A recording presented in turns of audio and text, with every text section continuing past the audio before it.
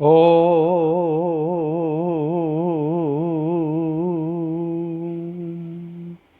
ब्रह्मानन्दं परमसुखदं केवलं ज्ञानमूर्ति द्वन्द्वातीतं गगनसदृशं तत्त्वमस्यादिलक्ष्यम् एकं नित्यं विमलमचलं सर्वधि साक्षिभूतं भावातीतं त्रिगुणरहितं सद्गुरु तं नमामि। भावातीतं त्रिगुणरहितं सद्गुरु तं नमामि। ओम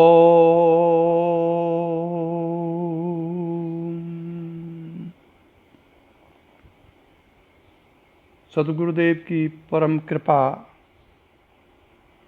और आशीर्वाद से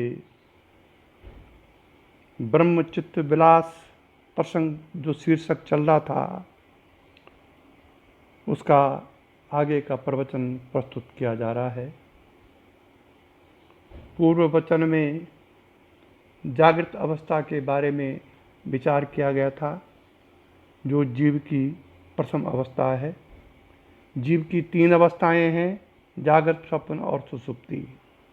तो जागृत अवस्था के बारे में पूर्व के प्रवचनों में विचार किया गया। अब आता है स्वप्न अवस्था। यह स्वप्न अवस्था भी जीव की दूसरी अवस्था है, ये शरीर की अवस्था नहीं है। जिस प्रकार से जागृत में है,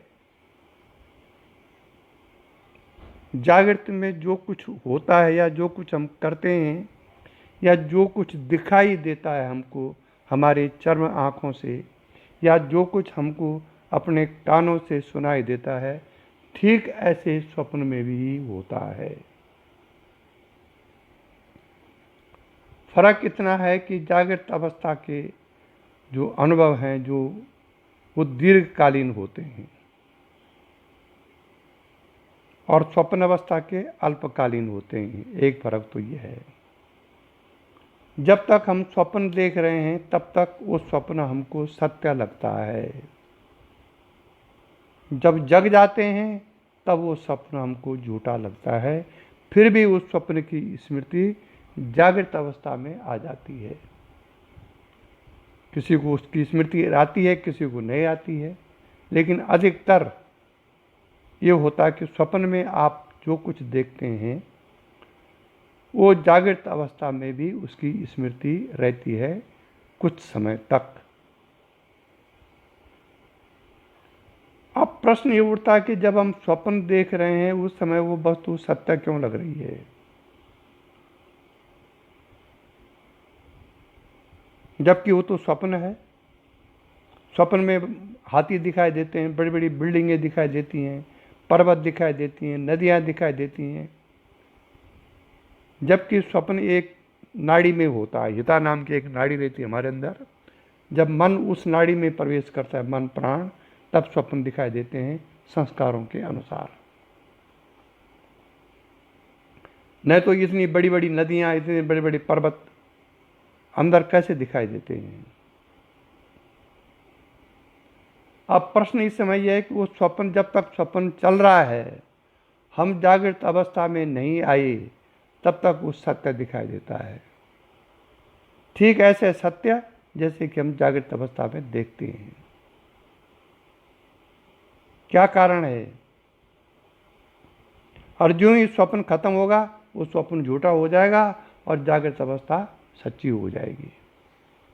जो ही जागृत अवस्था से हम स्वप्न अवस्था में जाएंगे, वहाँ दृश्य देखेंगे, तो जागृत अवस्था के जो दृश्य हैं वो झूठे हो जाएंगे और स्वप्न अवस्था के दृश्य हमारे लिए सत्य हो जाएंगे।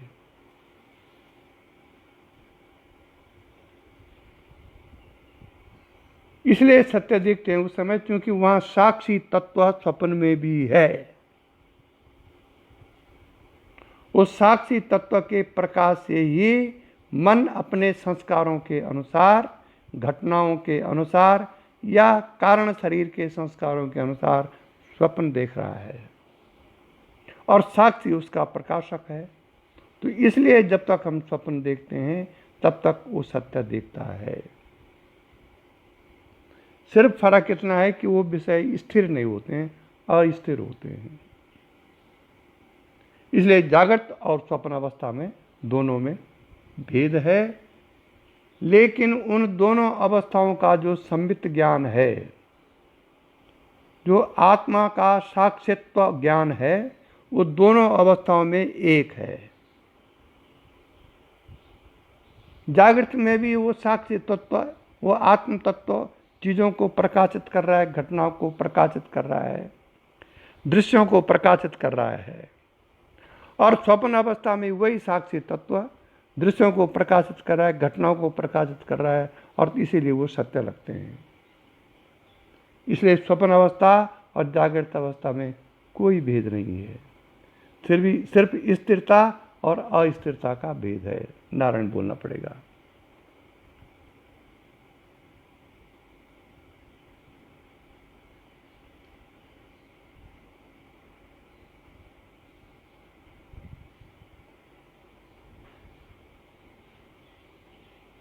स्वप्न अवस्था में भी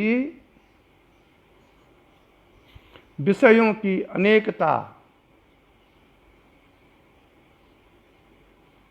और ज्ञान की एकता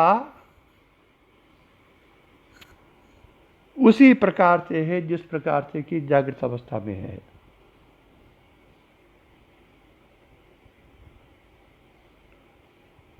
हम अनुभव करते हैं कि स्वप्न में भी जागृत के समान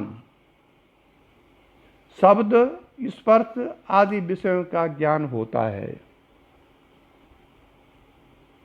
यहाँ तक कि स्वप्न में हम किसी स्त्री से संसर्ग करते हैं तो फिर वीर्यपात होता है। वहाँ न स्त्री है, ना आप संसर्ग कर रहे हैं।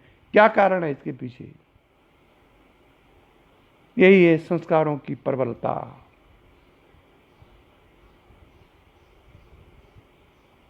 घटना वो घट नहीं रही है, लेकिन कार्य हो गया, फल आ गया।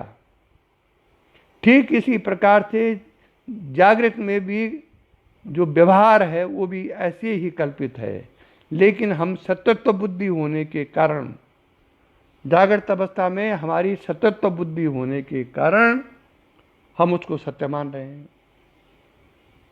जब तक हम स्वप्न देख रहे हैं तब तक हमारी सतत्व बुद्धि साक्षी के कारण है, और जब स्वप्न समाप्त हो जाता है तब हम देखते हैं क्या हो गया ये। तो घटना जागृत और स्वप्न में दोनों में एक होती है, फल भी दोनों में एक है, लेकिन स्वप्न में वास्तविक वो घटना नहीं होती है, लेकिन उसका फल आ जाता है। ये बड़ा भेद है।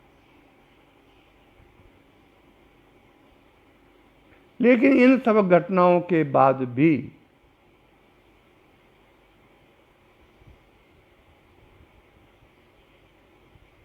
विषयों की उपाधि से नाना प्रकार भाषित होने पर भी दोनों अवस्थाओं में ज्ञान एक ही है। प्रत्येक विषय के साथ ज्ञान परिवर्तित और विकृत नहीं होता है। शब्दों के साथ वो ज्ञान परिवर्तित विकृत नहीं होगा, स्पर्श के साथ वो ज्ञान परिवर्तित, वो जो संबित ज्ञान है, वो जो साक्षी तत्व है, वो बिल्कुल निर्विकार रहता है, देखता रहता है उन घटनाओं को। उसमें कोई परिवर्तन नहीं। घटनाओं में परिवर्तन होता है, शब्दों में परिवर्तन होगा, स्पर्श में परिवर्तन होगा, गंध में परिवर्तन होगा, लेकिन वो साक्षी तत्व स्वप्न में भी और जागृत में भी दोनों ही एक भाषित होता है, एक ही प्रकार से प्रकाशित करता है। फर्क केवल इतना है कि जागृत अवस्था के जो विषय हैं वो स्थिर हैं,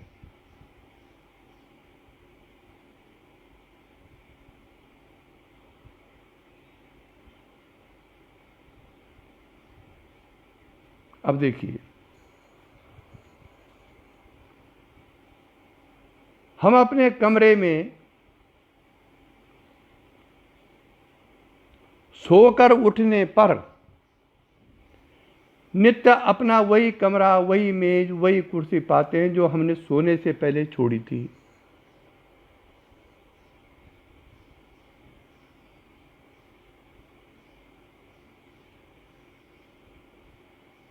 इनमें स्थिरता दिखाई देती है। भाई हम सोने गए तो एक तरफ हमारा टेबल रखा हुआ है, कुर्सी रखी हुई, गिलास रखा हुआ है, फूलदान रखा हुआ है, पानी का गिलास लोटा रखा हुआ है, फिर हम सो गए। सुबह को हम उठे तो सब चीज़ें एज इट इज हैं। अगर उस कमरे में बिल्ली ना आई हो तो, बिल्ली आ गई तो थोड़ा इधर उधर खिसक सकता है मामला। तो जागृत अवस्था में जो चीज़ें हमने जैसी रखी थी, सोने के बाद वो चीज़ें वैसी की वैसी हैं, इसलिए जागृत अवस्था स्थिर कहलाती है।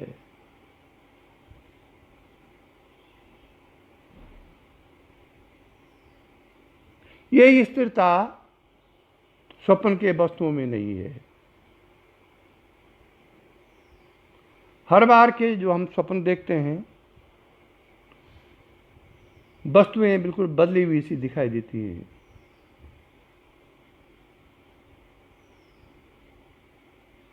जो वस्तु हमने आज स्वप्न में देखी थी उसको हम कल नहीं देख सकते हैं।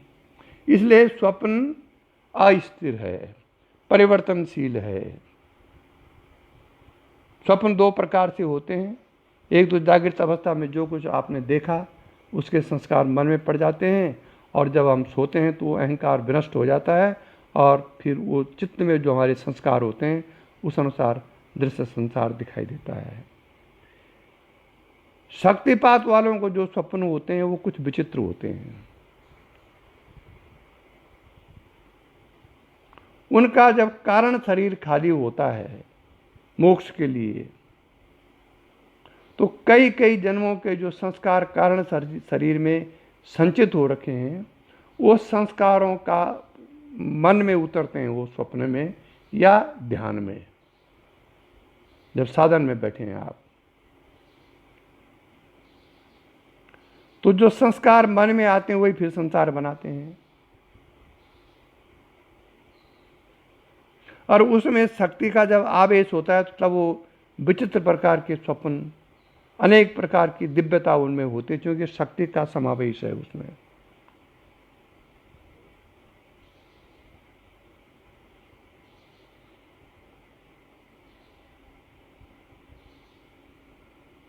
तो इस प्रकार के जो स्वप्न होते हैं, इससे संस्कारों का भी पता चलता है कि आपके अंदर कौन से संस्कार भरे हुए थे और कारण शरीर से कौन से संस्कार बाहर आए। ये अधिकतर जिनकी क्रिया शक्तियों में अच्छा डेवलपमेंट हो रखा है उनको ये होता है, और साधक फिर घबरा जाता है कि ऐसा कैसे हो गया। विचित्र विचित्र प्रकार के स्वप्न। कारण वो जो जब वो पशु था तो पशु की जो वृत्ति होती है, पशु की जो एक्टिविटीज होती है पशु जीवन में, वो उसके कारण शरीर में संचित हैं, और यहाँ शक्ति जागरण हो गया, और शक्ति जागरण जब हो गया तो वो कारण शरीर में जो संस्कार हैं वो बाहर आते हैं। यही माइनस पॉइंट है शक्तिपात में, और उससे साधक घबरा जाता है। अगर साधक का चिंतन तत्व पर हो, अगर साधक का समर्पण शक्ति पर हो, तो स्वप्न चाहे अच्छे आए चाहे बुरे आए, आप उसको शक्ति की लीला माने। बुरे संस्कार आए, बुरे स्वप्न आए तो उसे संस्कारों का नाश ही होगा। अच्छे स्वप्न आए तो उससे भी संस्कारों का नाश होगा, और जब दोनों संस्कार नष्ट होंगे तभी आप मुक्ति की ओर बढ़ेंगे। ये शक्तिपात वालों के स्वप्न के बारे में मेरा विश्लेषण है। मेरे पास कई साधकों के ऐसे फोन आते हैं जो कि ऐसा ऐसा स्वप्न देखें जिसकी आप बोलने में भी लज्जा करेंगे।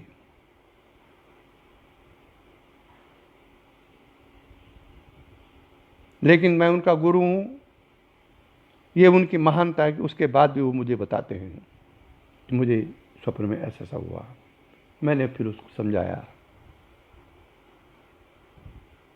भाई कई जन्मों के संस्कार जो तुम्हारे चित्त में हैं वो स्वप्न में बाहर आते हैं।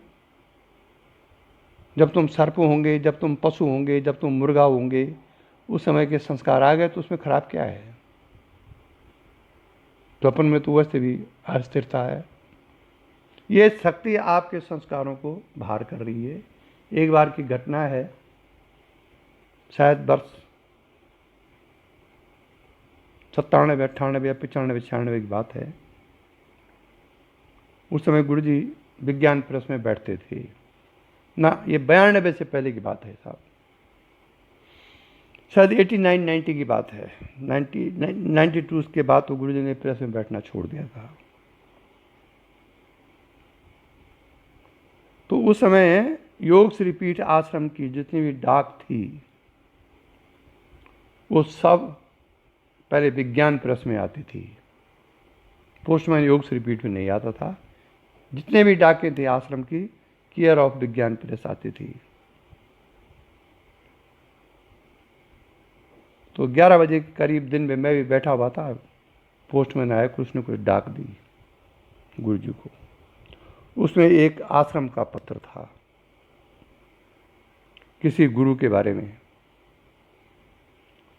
किसी शिष्य ने लिखा था अपने गुरु के लिए, और उस पोस्ट कार्ड था वो, उसमें गाली दे रखी गुरु को,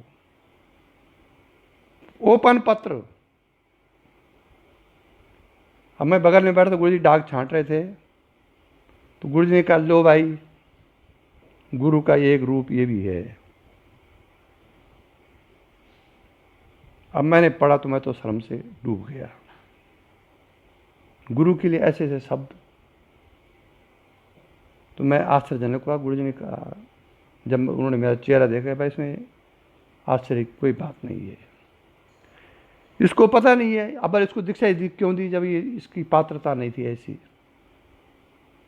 अब वो लिख रहा है कि मुझे मैला अच्छा लगता है, और तब गुरु को गाली दे रखी थी, टट्टी अच्छी लगती है मुझको, कैसी दीक्षा दी आपने ये सो करके।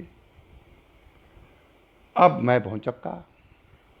तब गुरु जी ने उसे समझाया कि इसमें शिष्य का कोई दोष नहीं है, इसका गुरु समझाने वाला नहीं है इसको। भाई जब ये सुअर होगा, उस जन्म में सुअर से मनुष्य योनि में आया होगा, तो सुअर के संस्कार आ गए तो टट्टी अच्छी लगेगी। अब गुरु तो कहीं है, शिष्य कहीं है, इतने शिष्य हैं कि गुरु को टाइम ही नहीं समझाने का, तो शिष्य कैसे समझेगा इस चीज को? इसमें शिष्य का उसने ठीक लिखा है बिल्कुल।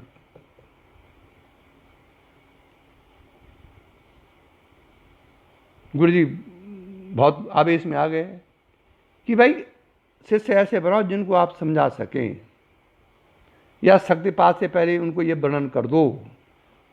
अभी तो जब मनुष्य योनि और इसको टट्टी अच्छी लग रही तो ये बिजली तो हो गई। वास्तव में ये है। फिर बाद में उसी से मुझे योग श्रीपीठ आश्रम में मिला,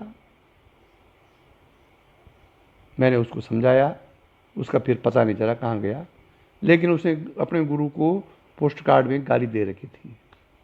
अब ये ऐसा मेरे एक से साथ अमेरिका में जॉन मैक, उसने भी मेरे खिलाफ बहुत लिखा। वो समझता था यहाँ अमेरिका में गुरु जी करते मेरे साथ ऐसा। भाई तुम्हारे जब संस्कार ही ऐसे हैं तो संस्कार तो स्वप्न में बाहर आएंगे ही ना।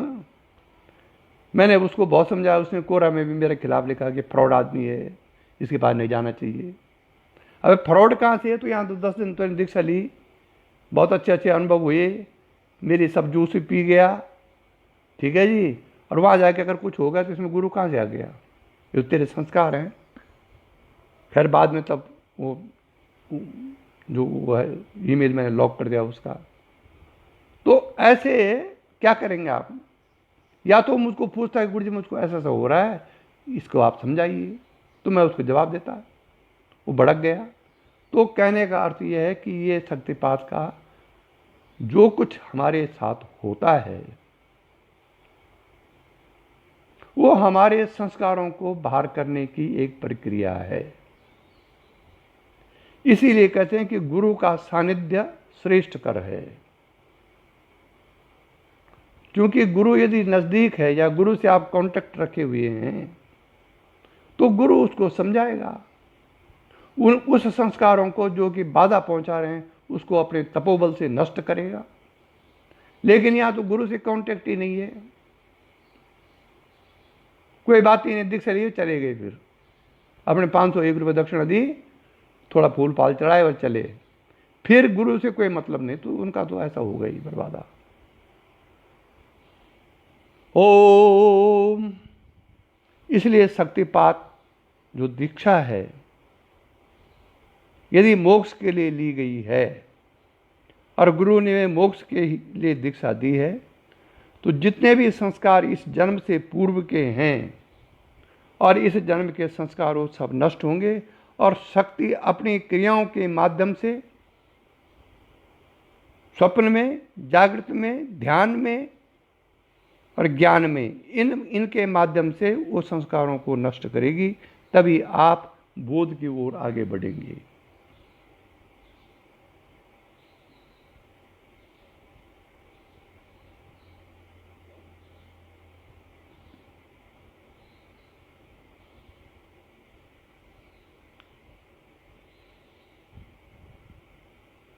स्वप्न की वस्तुओं का अस्थिर स्वभाव देकर ही हम स्वप्न को मिथ्या कहते हैं। वैसे तो जगत भी मिथ्या है, लेकिन वो बुद्धि जब तक उत्पन्न नहीं हुई हमारे अंदर, तब तक हम नहीं कह सकते हैं, न हमको विश्वास हो सकता है। मिथ्या का मतलब यहाँ पर जागृत अवस्था में परिवर्तनशील है, वैसे स्वप्न में भी हर चीज परिवर्तनशील है, क्षण क्षण बार में बदलती रहती है। इसलिए जागृत अवस्था और स्वप्न अवस्था ये जीव की अवस्थाएं हैं, और इस अवस्था को जो प्रकाशित करने वाला है वो साक्षी तत्व, वो सम्मित ज्ञान दोनों अवस्थाओं में एक समान है।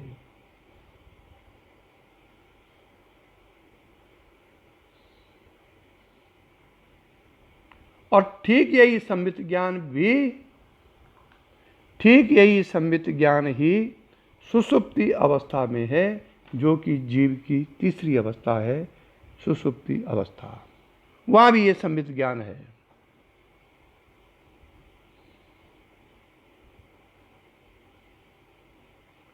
पंचदशी में एक श्लोक है,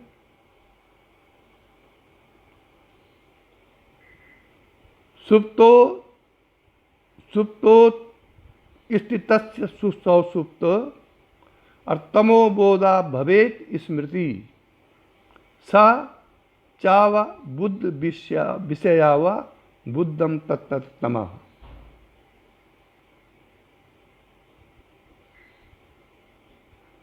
सोकर उठे हुए पुरुष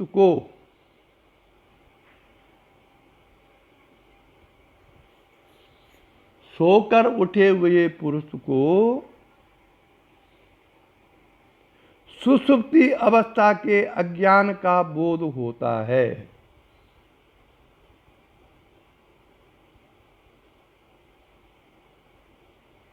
उसे कहते हैं स्मृति। वह स्मृति अनुभव किए हुए विषय की है, क्योंकि वह अज्ञान उस अवस्था में अनुभव हुआ था।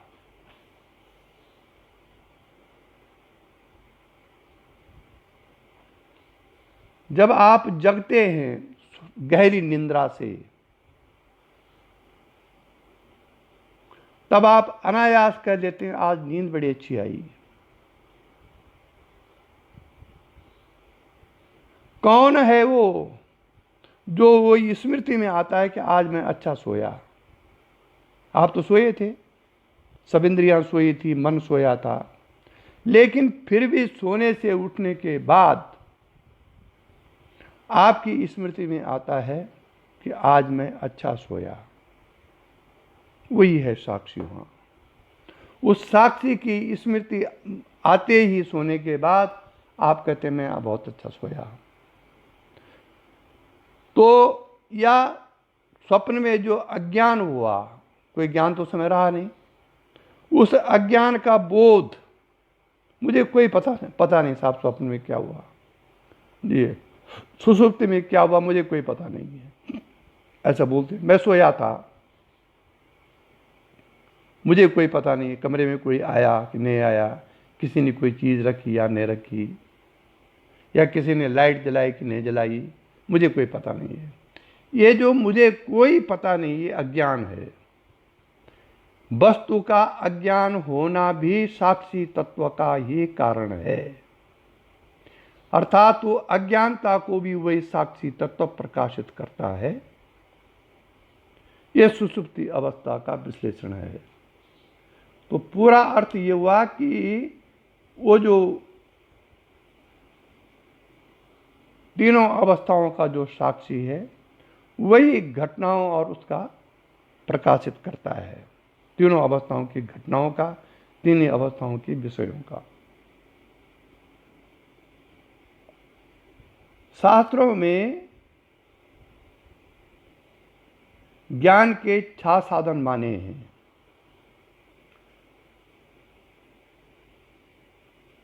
और वो 6 प्रमाण हैं: प्रत्यक्ष, अनुमान, उपमान, शब्द, अर्थापत्ति और अनुपलब्धि।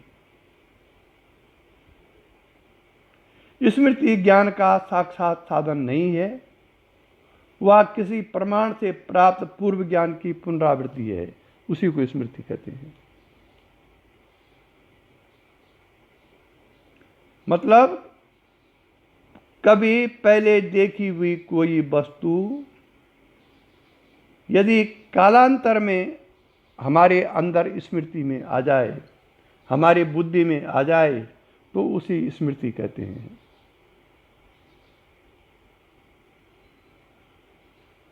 स्मृति ज्ञान यह सिद्ध करता है कि हमने वह ज्ञान पहले कभी प्रमाण से प्राप्त किया था।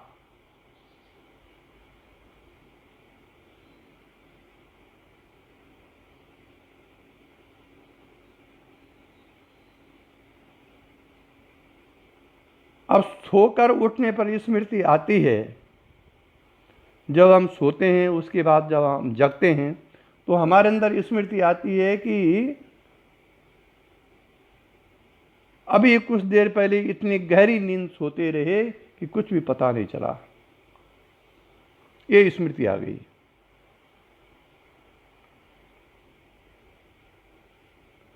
और ये भी स्मृति आती है कि उस समय हमने कोई स्वप्न भी नहीं देखा। गहरी निंद्रा में कोई स्वप्न भी नहीं है और वो स्मृति जगने पर आ गई कि हमने कोई स्वप्न भी नहीं देखा।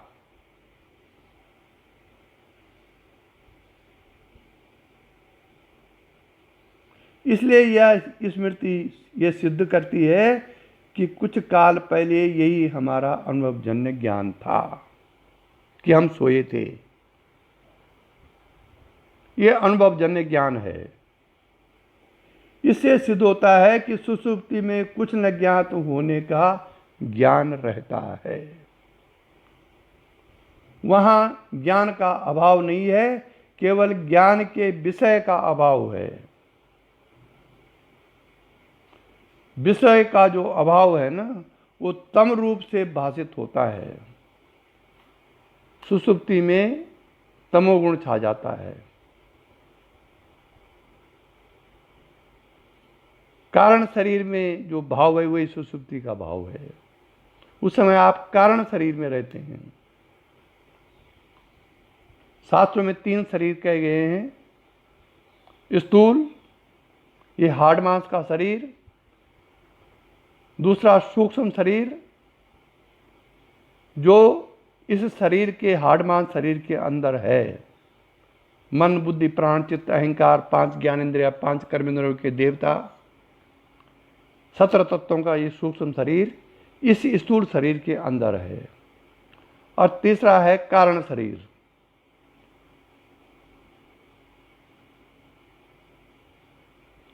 जिस कारण शरीर के अंतर्गत कई जन्मों के संस्कार संचित हैं, वो तमोगुणी रूप में है। तमोगुण वहां छाया रहता है सुषुप्ति में।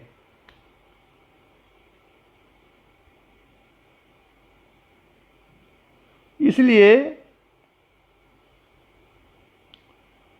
सुषुप्ति अवस्था में रहने वाला शुद्ध ज्ञान भी वही है जो जागृत में और स्वप्न में है।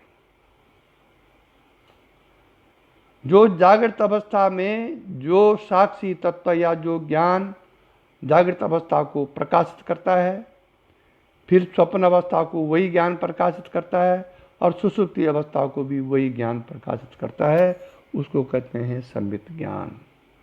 घटनाएं बदल गई, विषय बदल गए, शब्द बदल गए, लेकिन वो ज्ञान अकेला तीनों अवस्थाओं में एक सा ही है।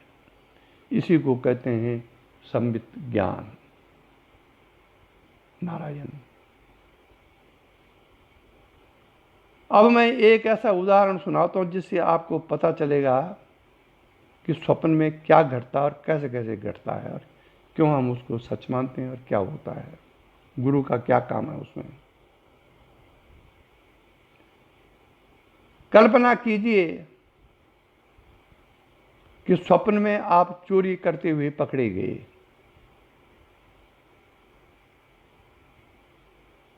आपकी बड़ी रेपुटेशन है मोहल्ले में, लेकिन स्वप्न में पुलिस ने आपको पकड़ दिया। आपके दोनों हाथों में हथकड़ी बांध दी। अब पुलिस वाला हथकड़ी पकड़े हुए चले जा रहा है, स्वप्न हो रहा है आपको, चले जा रहा है 14 बीघा की गलियों में, भजनगढ़ की गलियों में। सब लोग अपने बड़े मकानों में खड़े हैं, आपको देख रहे हैं। यह धारणा भी स्वप्न में हो रही है कि तो बड़ा चालू था, इस चोरी में कैसे पकड़ा गया। आप बड़े दुखी, गर्दन नीचे किए हुए चल रहे हैं आप, ये स्वप्न हो रहा है आपको। आगे चलते चलते पुलिस वाले आगे आगे चल रहे हैं, पीछे पीछे रस्सी पकड़ के आप भी चल रहे हैं, हाथों में हथकड़ी लगी हुई है। जितने भी मोहल्ले वाले हैं सब विस्मित हैं कि बड़ा अच्छा आदमी था, बड़ा ईमानदार आदमी था, इस चोरी में कैसे पकड़ा गया यहाँ। आपको शर्म भी लग रही है, आंसू भी, दुखी भी हो रहे हैं आप, आंसू आ रहे हैं, लेटे हुए हैं पलंग में, आंसू आ रहे हैं। आगे चल करके एक महात्मा आ गए स्वप्न में ही। उस महात्मा ने बोला कि भाई रोता क्यों है, ये तो स्वप्न है, क्यों रोता है। वो भी स्वप्न में बोल रहा है, स्वप्न है ये, रोता क्यों है तू, ये वास्तविक थोड़ी स्वप्न है। तुम स्वप्न में ही सोचो कि महात्मा का दिमाग खराब है। बोला ये स्वप्न है, अच्छे खासे मेरे हाथ में हथकड़ी देख रहा हूं, अच्छे खासे पुलिस वाले देख रहा हूं, और ये बोला ये स्वप्न है। रो मत, दुखी मत हो। दुखी कैसे न हो, पुलिस वाले दिखाई दे रहे हैं, हथकड़ी दोनों हाथों में हथकड़ी पड़ी हुई है। और आप आगे निकल गए। महात्मा ने कहा ठीक है भाई, मत मान, आगे निकल गए आप। उसके बाद खट जागृत अवस्था आ गई, स्वप्न खत्म हो गया। अब जागृत अवस्था में आते ही आपको महात्मा की बात सच्ची लग जाती है। जब आप उस स्वप्न की स्मृति आपके दिमाग में आती है तो तब आप सोचते हैं कि ओहो महात्मा ने ठीक कहा था। अब देखिए, यह है वास्तविकता स्वप्न की और जागृत की।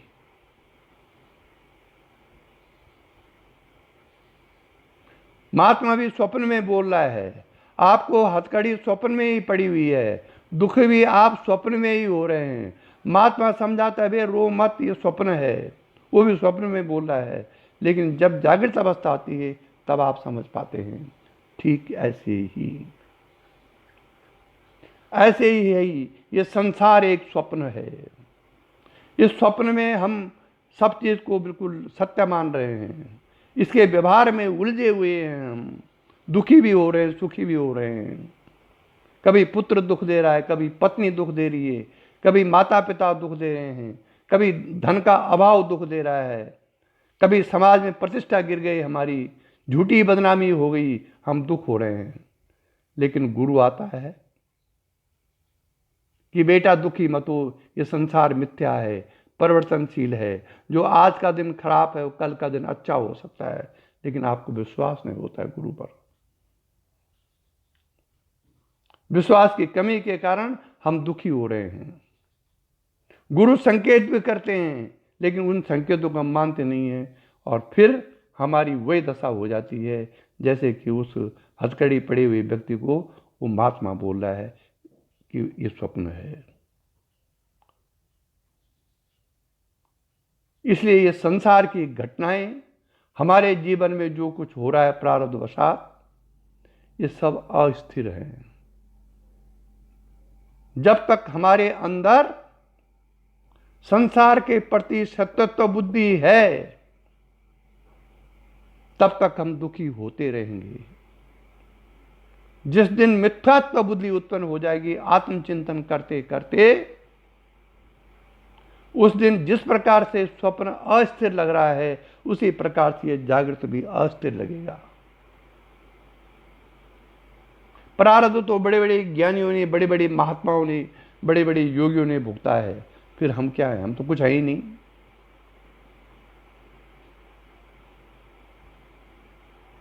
इसलिए ये सुख दुख का कारण, वो दुख चाहे जागृत अवस्था का हो, चाहे स्वप्न अवस्था का हो, चाहे सुषुप्ति अवस्था का हो, इसका कारण हमारा मन है। नायम जनो ये सुख दुख हेतु ना देवतात्मा ग्रह कर्म काला मना परम कारण मामनंती संसार चक्रम परिवर्तयेत। इस संसार चक्र परिवर्तनशील है और इस संसार की घटनाएं भी परिवर्तनशील है।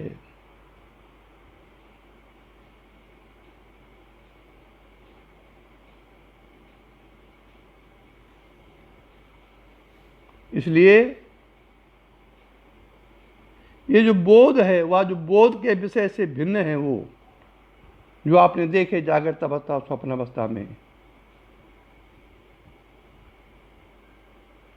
जैसे स्वप्न का बोध भिन्न नहीं है, वैसे ही जागृत के ज्ञान से ये वह भिन्न नहीं है।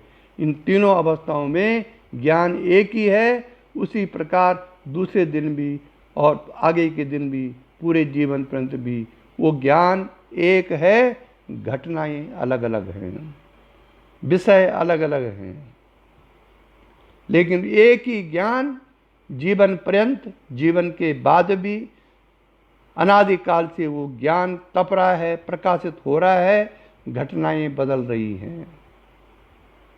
अगर ऐसा चिंतन मनन करके ऐसा ज्ञान हमको हो जाता है, हम हैं। जब हम सऊदी अरब में थे उस समय भी हम हैं, हमारे अंदर ये भाव था। अब हम कनाडा में हैं तो हमारे अंदर ये भाव कि हम हैं। फिर हम इंडिया में आ जाएंगे, वहाँ भी हमारे अंदर ये भाव रहेगा कि हम हैं। तो हम हैं क्या है? वो ज्ञान की अवस्था, वो एक ही है। शरीर चाहे सऊदी अरब में रहे, कनाडा में रहे, इंडिया में रहे, वो जो ज्ञान है, हमने होने का जो ज्ञान है, वो एक ही है। इसी के साथ आज का प्रवचन समाप्त हुआ। यही दिव्य दृष्टि हमें दीजिए भगवान, हो कण कण में निस दिन तुम्हारे दर्शन। लखूं नित्य सर्वत्र मूर्ति तुम्हारी, सुनो जड़ जगत से एक कीर्ति तुम्हारी। यही दिव्य दृष्टि हमें दीजिए भगवान, हो कण कण में निस दिन तुम्हारे दर्शन।